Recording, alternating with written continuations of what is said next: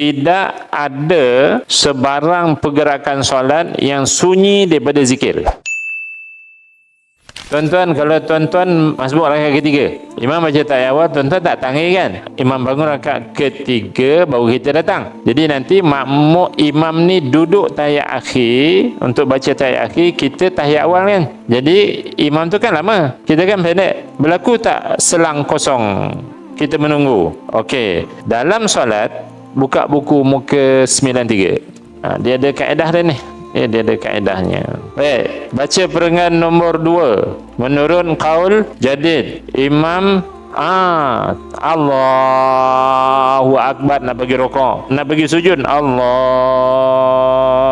Akbar. Bila sampai dahi baru bar. Tu bila kita mula nak gerak tunduk tu ya. Maksudnya penuh. Cuba tengok dia punya alasannya, ilahnya apa. Tidak ada sebarang pergerakan solat yang sunyi daripada zikir. Itu dia punya point dia.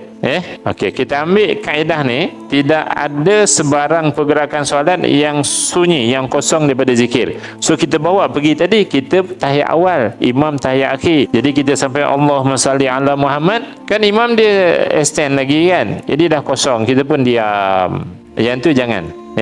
Kita perlu isi, jangan kosong daripada zikir. Tuan-tuan perempuan boleh subhanallah walhamdulillah wala ilaha illallah la ilaha illallah wahdahu la syarika zikir. Tetapi seafdal zikir ialah mengulangi tahiyat tu. Jadi Allahumma salli ala Muhammad.